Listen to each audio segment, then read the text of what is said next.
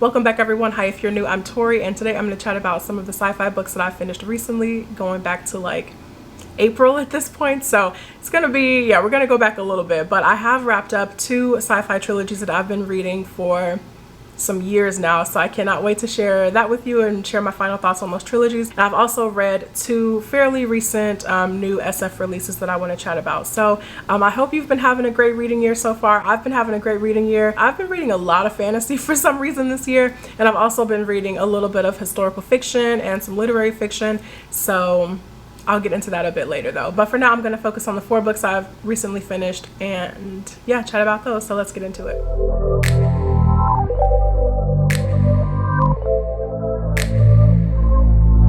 Start this video on a good note and end on a good note, so I'll put the two kind of meh books in the middle. So first, I want to start off by talking about The Blood Trials by Davenport. This is a new adult sci-fi book. It also has some great elements of fantasy in it that start coming out a little bit later in the book, but overall I really enjoyed this, although I did have some dislikes, but I'll get into that later. So we have this republic, and they're very nationalistic, very militaristic, and extremely racist, and they're also very sexist. Even the few high-ranking women that they have among them, they just treat like crap. So not really a great place. But our main character, Ikenna, she was actually born in this republic, and since she was young, she's been training to grow up one day to actually defend the republic. And her grandfather is one of the most, not one of, he is, well, was, he's dead. He was like the highest ranking member of this. It's not really a military, I keep referring to it as that, but you get what I mean. So he was the highest ranking member of this military, and the book starts when he's already dead. And so Ikenna, she's kind of fallen off track a little bit. She doesn't want to become one of the Praetorian guards anymore, like the defenders of the Republic, just because she's been grieving so hard. But pretty quickly she finds out that her grandfather's death wasn't an accident. He was actually murdered, and that kind of gets her like back into action, and the story starts moving. And so now she wants to become a Praetorian guard and go through the blood trials to become one in order to get to the bottom of what happened to him. I will say I figured it out very quickly. It's like a layered kind of whodunit, but the initial layer I figured out. Like, this character walked onto the page and I was like, oh, they definitely had something to do with it. So that was kind of easy to figure out. But reading through this book, it really is about the journey. I kind of put it out of my mind, this character who had a hand in killing her grandfather, and just focused on the blood trials. And the trials were my favorite part of the entire book. They are brutal. They are violent. I mean, they're called the blood trials, but for some reason it just was not, I wasn't thinking it would be that violent. It was a little violent. Just be aware of that going into it, but it was just, it was great. I think each trial was just so well structured, and just seeing how Ikenna and her peers worked through that, just seeing that play out was actually kind of intense. So I really enjoyed that. And I also enjoyed the military structure of it. I think it's some really impressive world building happening throughout this book in terms of the Praetorian guards, the tribunes, and like just that societal structure that they have going on in the Republic. I really enjoyed that. And then also, as you get later into the book, you start really getting into like the geopolitics of the world and all the neighboring countries who, you know, they all had different relations with each other during the First War, and you see how there's still some tension there. I really enjoyed getting a little bit deeper into that as we got into the story. So my major dislike is actually the tone of the story. This is, at least I think I mentioned, this is an adult novel, but it still sounds, I don't know, it has like a young vibe to it, and I don't really know how else to explain that. It's like just the contrast between this like young sounding character and this grim violence and murder and death that's happening on the page. It was just a weird contrast sometimes when I'm reading the story. So this is a first person POV, so we are right there with Ikenna. We're deep in her head, and just sometimes as the book goes on, especially as she's getting a little bit deeper into unraveling the mystery of her grandfather's murder, her thoughts become very repetitive. Some of them are very angsty. Some situations are very angsty. And I'm just like, the tone of Ikenna's voice doesn't match the darkness and the maturity of the actual content that's happening on the page. So just wasn't really a huge fan of that. It's not a big negative. It didn't impact my overall enjoyment as I got used to it and just accepted the story for what it is. But overall, I had a great time with this story. I do highly recommend this if you're interested, and you know, if this is just something that's kind of on your radar, I would say just put it on your TBR, because this is worth the read in my opinion, and I'm very excited for book 2. So yeah, this was a great time. Next, let's get into one of the sci-fi trilogies that I finished.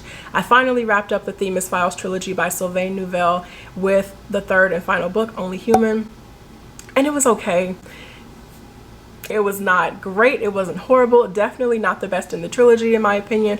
It was fine. I think it just was lacking a lot of the momentum, a lot of the excitement that I was getting, especially in book 2. Waking Gods is my favorite of the entire trilogy, but it just lost something from book 2 to book 3. And there is a lot between the end of the second book, which ends on a massive cliffhanger, and the start of the third book. There is so much in between that happens like off page. And so by the time you're jumping into book 3, it's almost like you're trying to catch up to the story and catch up with these characters. And it just didn't feel as exciting. Also a subplot in book 3 that like heavily focuses on one of Rose's team members and his daughter.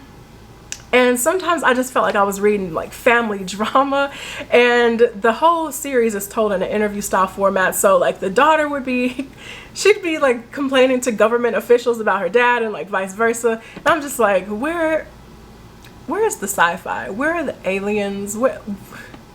Can we get back to this, please? And also in this book, our main character Rose, she felt like more of a background character to a lot of the more like angsty teen stuff and family drama that was happening with her team member and his daughter. So yeah, it was fine. I didn't finish out the book thinking, oh my god, I just wasted my life reading the Themis Files trilogy. I'm glad I read it. If you're interested, pick it up, but if you're kind of on the fence about the whole trilogy, I would say maybe not, you can skip it. The second book, Waking Gods, is by far the best in the whole trilogy. So if I had to rank them, I would say Waking Gods, the first book, Sleeping Giants, and then the third book, Only Human. So the first book, if you're unfamiliar, it starts us off with our main character who, you know, we do follow through the trilogy, but it starts her off when she's a child and she is riding her bike, and I'm trying to remember, she falls into this hole as a child, and she discovers this hand, like this ancient relic, and she, you know, grows up, becomes this great scientist, and she has essentially dedicated her life to figuring out what exactly happened to her when she was a child, and try to uncover like more of these relics somewhere, and just really decipher actually what it is. And pretty soon throughout the first book, more of these strange relics and, you know, these alien relics start popping up all around the world, and it just gets really weird and mysterious from there. So Rose is also building up her team in the first book to, you know, basically dedicate themselves to studying these symbols and relics and all of that. And so her team, of course, they get wrapped up into all of the mess that happens in the first book. And then in the second book, this is where I think it just becomes kind of a full force first contact story, and it was so good. It was so good. Just getting into the history of, you know, why things were happening, and the humans that were actually on Earth and experiencing these things. It was so good. I love book 2. Everything just kind of like started going downhill when I picked up book 3. But again, it was still a fine book, solid conclusion, nothing spectacular, but it is what it is. Then next I read The Kaiju Preservation Society by John Scalzi, and I did it to myself, quite honestly. So I bought and read the book like almost right when it came out, so I still wasn't quite sure. I knew it was lighthearted and I knew it was humorous, but I wasn't like quite sure how intense that lightheartedness was. I'm sure at this point you guys know my reading taste, you know what I typically talk about. I've said this so many times on this channel before, I am not a fan of lightheartedness in books. That sounds terrible every time I say it, but it doesn't appeal to me. Lightheartedness, humor, sarcasm, funny characters, it's just not my thing. I also knew going into it, I had kind of an inkling that this was not the best place for me to start with this work, because I do have Old Man's War, and also I have Red Shirts on my shelf, which I fully intend to read. But yeah, I jumped right into Kaiju Preservation Society, knowing that it would be like just a fun read, but I wasn't prepared for how good-natured it was supposed to be. That's completely on me. I'm pretty sure if you're excited for this book and you still want to read it, like, it's gonna work for you. Just ignore me, quite honestly. This was written in response to the pandemic and just everybody feeling depressed and anxious, and and all of that. So I can appreciate why it was written. I really respect that, and I did read the author's note. I thought that was great. And actually John Scalzi mentioned that he was working on another novel previously, and then, you know, we went into that first wave of lockdowns, and it just didn't feel right anymore. So the book takes place during COVID, like right when it hits. And so our main character, she gets laid off like right at the beginning of the pandemic. She works for, she works for a corporation that also has, I think she works for a delivery service, like kind of like an Uber, but she works on the corporate side, and then she gets laid off, and then she starts working on like the driving side, delivering food. And so she delivers food one day to an old acquaintance, and he gets her roped into the Kaiju Preservation Society, which takes place on this, I guess, alternate version of Earth. And the agents in the Preservation Society, they are responsible for taking care of these massive creatures and basically protecting them. It's not all lightheartedness throughout this book. There is an actual problem, and a lot of it lies in the fact that they're just trying to keep these creatures safe, keep them from crossing over, and keep humans from coming over and tainting things in their environment. So there's like there's some layers to this, you guys. Yeah, so unfortunately not for me, but again, I fully intend to read more of John Scalzi. I realized this was not the place to start, and it was my own fault. So disregard this entire review if you still want to read it, because you should. And then finally, you guys, I finished the original Red Rising trilogy by Pierce Brown. I can officially say now, because I was kind of like, this might become my favorite trilogy. I can officially say this is one of my all-time favorite trilogies. Morning Star was phenomenal. And it's like, it's that kind of final book where I loved Golden Sun, and I really liked Red Rising, but it's the kind of book where even if I didn't enjoy the first two, Morning Star would have made me sit there and question, like, well, maybe they weren't so bad. And you know, you just kind of look at the entire trilogy now through new eyes. It is a really amazing end to the trilogy, and just the ride to get there was so good. I love the way Pierce Brown depicts these characters in war, because everybody represents, I think, something so specific in the war. And so we have characters who, you know, deep down that they're good characters, but they've just made some really bad decisions, and now they're too deep in and too loyal and dedicated to the society to be brave enough to make a switch for good. It's little things like that. You have allegiances change and they make sense.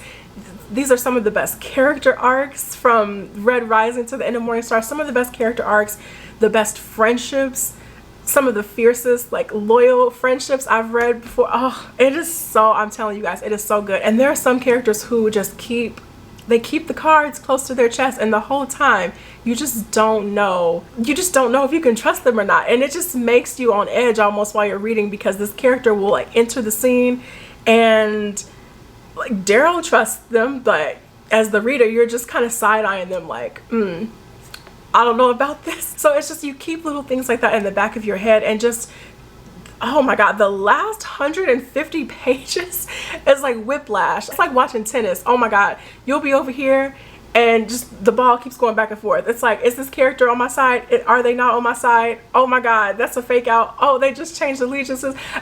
It is a wild time. So I loved it so much. This is hands down one of my favorite books that I've read this year. Oh, it was so good. Just a satisfying end to an amazing trilogy. And the thing is, even with the end of this original trilogy, you know, it's not a cute little bow on everything. You finish the book and you still like, you know, you're still thinking, wow, we got some work to do, you know? I love seeing these character arcs, not even just throughout the entire trilogy, but there were some amazing character arcs just strictly in Morning Star that happened. Character losses that you just feel so deeply, because you just know what they've been through, you know how hard they've struggled, and then just to see them go out like, oh, incredible. So that is it for me, you guys. Thank you all so much for watching this video. I really appreciate it.